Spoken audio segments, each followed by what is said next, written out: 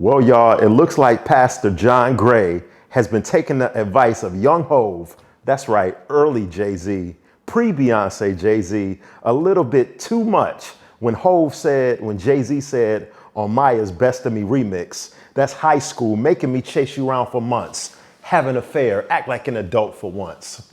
Listen, John Gray is consistently finding himself in these cheating, not even rumors, because he's admitting to it. He's finding himself in hot water with his wife, Aventer Gray, repeatedly. I think over the last 2 years, maybe even last 3 years, this is like the second accusation. Well, it's not even an accusation when you come out and openly admit it and write a whole entire post on Instagram about how wrong you are for, that's right, cheating, not sexually cheating, but emotionally cheating on your wife with another woman.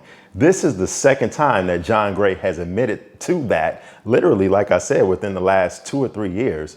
And it's crazy because, his wife forgives him, as I'm not going to say a wife should or as a man should, because when your spouse is cheating on you, that's a whole nother type of conversation that needs to be had. But when you're a pastor and the leader of a church like John Gray is, he's the pastor of Relentless Church down there in South Carolina, you have to have a whole different set of morals and a whole different code of ethics you have to go by.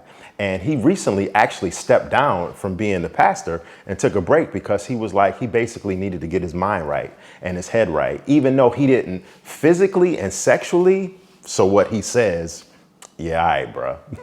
Even though he didn't physically and sexually cheat on his wife, he said, yeah, I emotionally cheated on my wife and I'm forever sorry for that. If you remember maybe about 2 years ago, remember he brought his wife, I think it was a Lamborghini or something like that, to make up for the fact that he emotionally cheated on his wife with another woman. Now, just a couple weeks ago, he pretty much came out on Instagram and said, yeah, I did it again. I emotionally cheated on my wife again with another woman.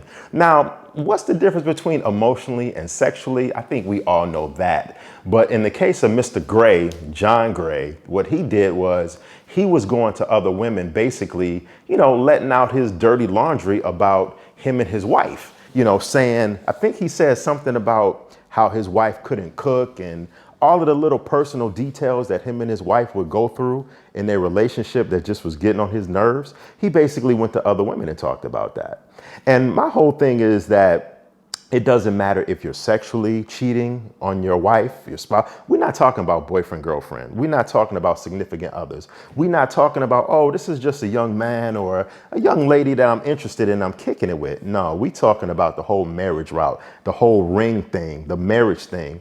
And when it comes to that whole, emotionally cheating and sexually cheating, listen, it's all the same thing. If you're going to other women and you're telling other women your personal business about what you don't like about your wife, what you do like about your wife, and what she's not doing sexually or what she's not doing for you emotionally, that's a problem because you're just opening up the floodgates for trouble. You're opening up the floodgates for lust, and you're opening up a whole world full of temptation. And when you married, you just cannot do that. You can't confide, let alone in anybody, about you and your wife's personal business. I don't care if it's your friend, one of your closest associates, or your best friend, or your family member, brother, sister, whoever.